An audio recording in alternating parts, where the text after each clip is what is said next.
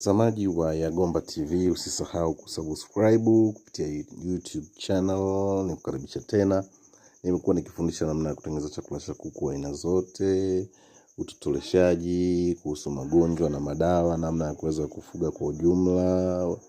Tunafundishana kupitia namba ya simu ambayo ni 0762956366 na jina langu ni Deogratis Yagomba. Na hiyo unaangalia ni Yagomba TV. Hakikisha uwe makini, kuna matapeli wapo. Na kwa hiyo unapokuwa unanitafuta, kisha unatafuta katika namba hiyo ambayo nimeweza kuitaja. Na jina nimesema ni Deogratis Benedicto Yagomba. Sasa hapa nataka tufundishane kidogo. Hii ni kuhusiana na kuku. Unaona hapa ni kuku wengi kweli hapa. Sasa kuna baadhi ya magonjwa ambayo yanaweza yakapelekea kuweza kusababisha kuweza kutokea kwa kuku wengi ama kuambukiza. Kama kuna magonjwa ya kuambukiza ambayo ni mengi zaidi ambayo tunahitaji kuweza kuyasolve, ni vyema kuweza kuwa makini na vitu vifuatavyo.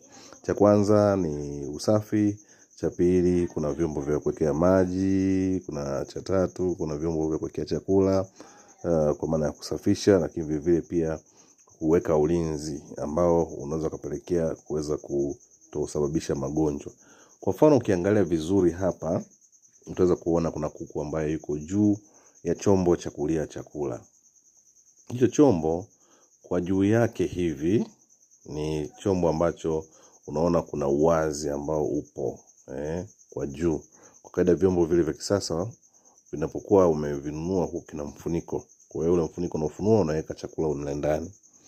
Kwa hiyo baada ya hapo mfuniko ukishaweka chakula mle ndani, baada ya hapo wengi wamekuwa kiacha wazi. Sasa ukiacha wazi madhara yake ni nini? Kwamba kuku huwa na tabia ya kutaka kupumzika. Wanatafuta sehemu ambayo wanaweza kupumzika ili kujiepusha na ile msongamano. Kwa mfano unaona hawa ni wengi zaidi kwa moja kati ya wafugaji. Sasa ili kuepusha huo msongamano ule, anatafuta sehemu ambapo atapumzika, aweze kupata rest kidogo.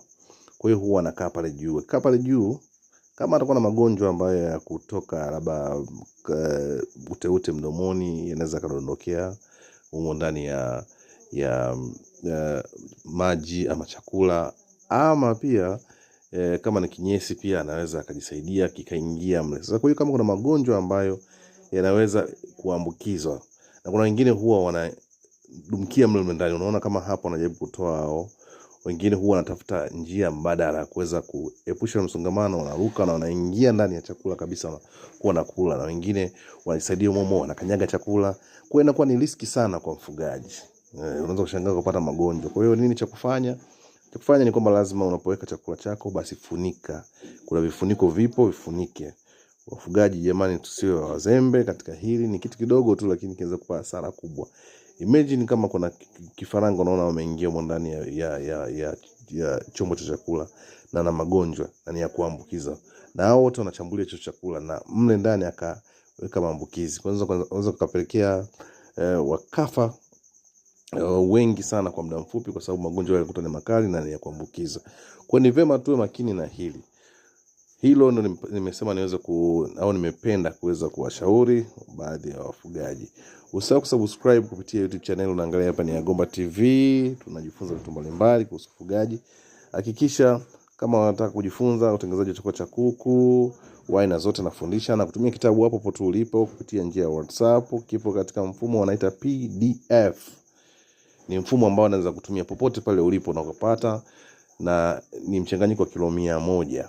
Kwa hiyo pia masuala ya jinsi ya kuweza kufuga, kuwapa chanjo na kadhalika, yote haya tunafundishana. Kama mfugaji jamani, ukitaka uwe mfugaji mzuri, kama umeamua kweli jifunze au fuata wataalamu ambao wako karibu na wewe wakusaidie, la sivyo usiweze kupata hasara. Unaweza kupata hasara kama hutaweza zingatia hiyo. Kumekuwa na changamoto nyingi, wafugaji wengi wanapata hiyo changamoto.